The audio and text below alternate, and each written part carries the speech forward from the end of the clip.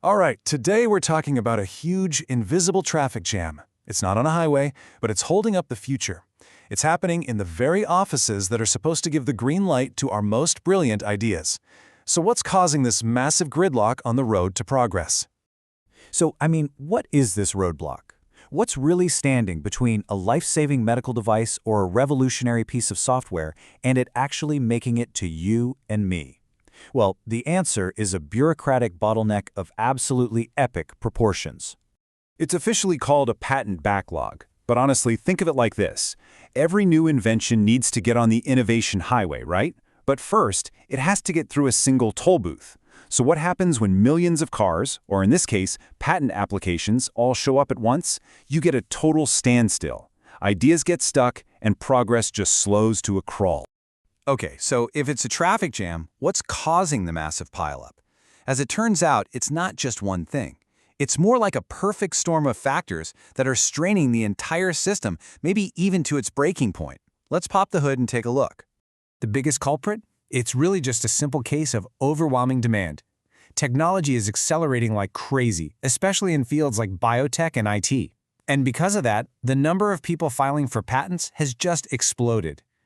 More innovation is a great thing, but for patent offices, it's a literal tsunami of paperwork.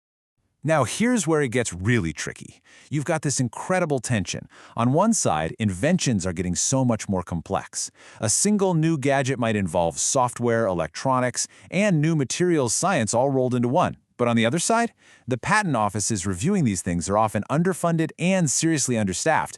They just don't have enough skilled experts to keep up with the pace. And oh, it doesn't stop there. You've also got constantly changing patent laws, more global collaboration which makes filings more complicated, and frankly, a lot of old, clunky administrative systems. Then, you throw in a flood of poorly written, low-quality applications that just jam up the queue, and boom, you've got the perfect recipe for a system-wide slowdown. So you might be thinking, okay, a bunch of delayed paperwork, so what? But this is so much more than a bureaucratic headache. The ripple effects are massive.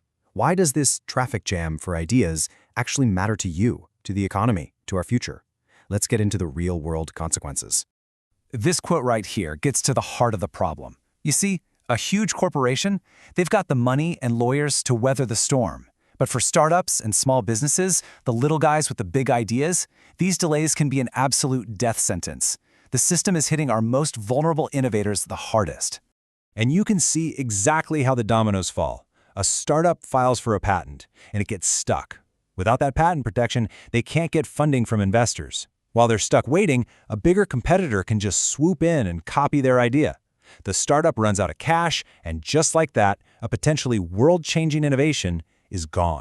But look, this isn't just a problem for startups, not by a long shot. When patents for new medicines or clean energy tech or the next generation of electronics get delayed, it slows down progress for everybody.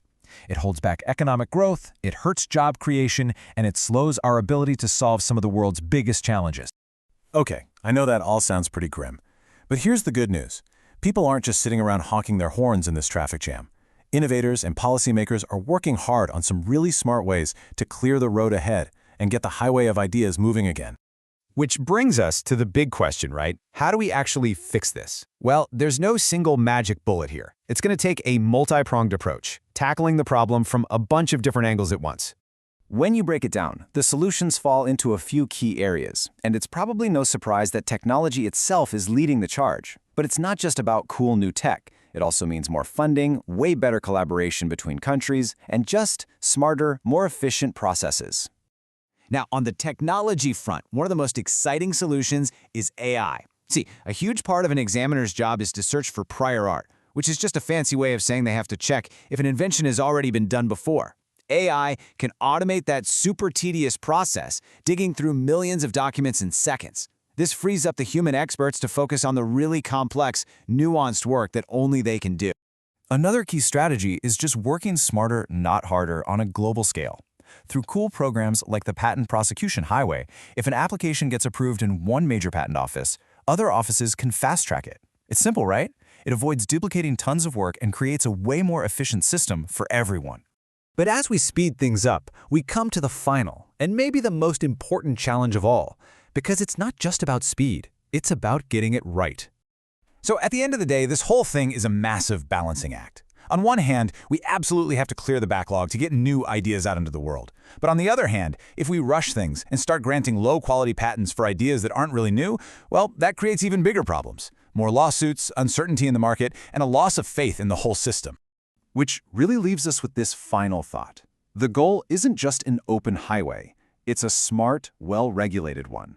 Finding that perfect balance, a system that's fast enough to fuel progress, but also rigorous enough to guarantee quality, that's the ultimate challenge. And it's how we'll keep the engine of innovation running smoothly for years to come.